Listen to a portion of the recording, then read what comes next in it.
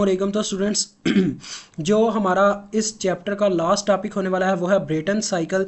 तो Brayton cycle भी students काफ़ी हमारे लिए अहम है क्योंकि इसके बारे में हमारे पास दो न्यूमेरिकल्स आ जाते हैं जो हमारे लास्ट न्यूमेरिकल्स हैं। तो देखें ब्रेटन साइकिल वर्क कैसे करता है, इसकी शेप से आपने समझना है स्टूडेंट्स। इसके अंदर आ जाता है ये क्लोज साइकिल, आपने देखना है। ये देखो ये गैस टरबाइन इंजन होता है जिसमें हमारे पास एक कंप्रेसर आ जाता है। यहाँ से हमारा काम कर स्टार्ट होता है, इस पॉइंट से। ये जो पॉइंट है ना, यहाँ से एक कंप्रेसर आता है। उसके बाद हमारे पास हीट एडिशन का प्रोसीजर आता है। एक टरबाइन हमारी होती है जो चलती है, उसके बाद कुछ हीट रिलीज होती है और फिर से हम उसी जगह पे वापस आ जाते हैं जो हमारा जहाँ से हमने स्टार्ट किया होता है। तो this is the main procedure of Brayton cycle.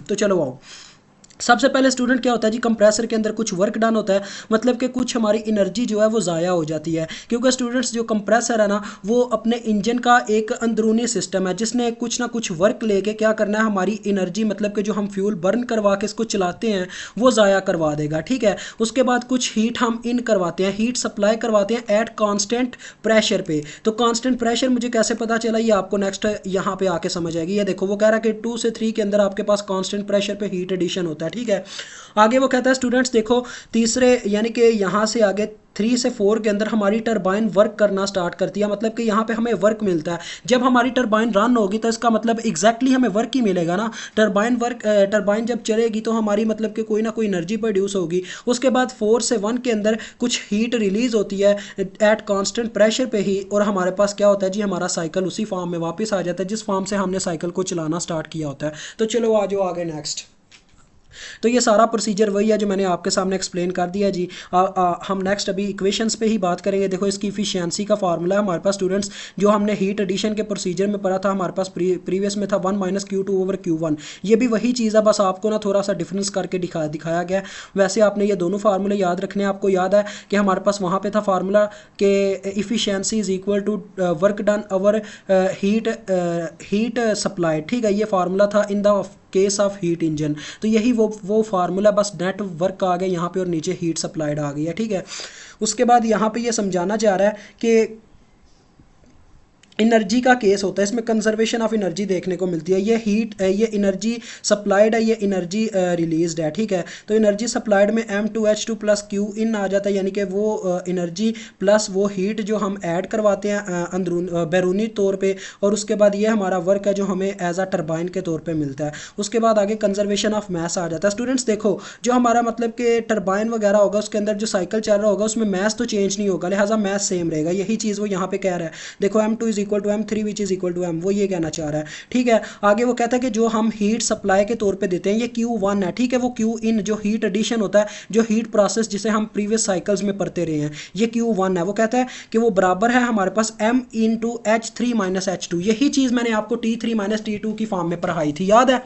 ये वही चीज़ बता रहा है। तो देखो ये कहता है, ये कैसे उसने मुझे बोला, ये देखो स्टूडेंट्स यहाँ पे हीट इन करवाई जा रही है, ये हीट इन हो रही है तो ये T3 माइनस T2 बन जाएगा, यहाँ H3 माइनस H2। आप दो फॉर्म में से बुला सकते हो। ये टू टाइप्स ऑफ फार्मूलाज में वर्क करता है। तो देखो नीचे क्या आ गया जी, देखो MCP जब हमने कांस्टेंट प्रेशर का जिक्र किया फिर हम इसको टेम्परेचर की फॉर्म में कन्वर्ट कर सकते हैं।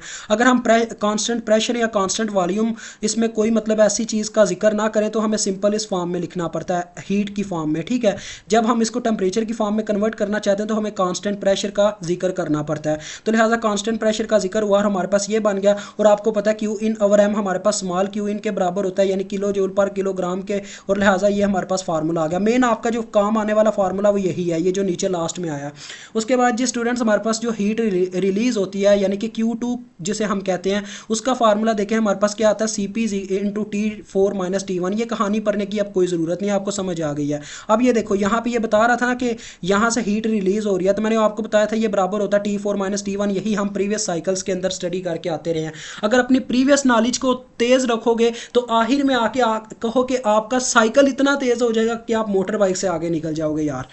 तो देखो आगे ब्राइटन साइकिल मतलब कि इफिशियंसी, जो थर्मल इफिशियंसी का फार्मूला होता है 1 माइनस Q2/Q1, डायरेक्ट वही पुट किया गया, CP से कैंसिल हो गया और हमारे पास आ गया T4 minus T1/T3 minus T2। ठीक है जी, उसके बाद जिसने क्या किया, इनमें से T1 को कॉमन लिया हुआ है और नीचे से T2 को कॉमन लिया हुआ है। कॉमन लेने के बाद ये थोड़ी सी छेड़छाड़ उसने की हुई है। इससे बचने के लिए हमारे पास एक तरीकाकार होता है। इफिशियंसी का फार्मूला देखो बनता है 1 माइनस T1/T2। ठीक है, ये उसने ब्रेटन साइकिल इफिशियंसी के बारे में बताया हुआ है। ये फार्मूला ज़्यादा हमारे काम नहीं आएंगे स्टूडेंट। इसमें जिक्र होता है कांस्टेंट प्रेशर का, तो ये चीज़ याद रखिएगा। मैंने आपको फार्मूलाज पढ़ाए थे T2/T1 is equal to R V की पावर K-1, लेकिन यहाँ पे क्या है, यहाँ पे है K-1/K। तो यहाँ पे पता है क्यों K-1/K है, क्योंकि ये कांस्टेंट प्रेशर है ना कि कांस्टेंट वॉल्यूम है। इस चीज़ का फ़र्क याद रखना है आप, ठीक है।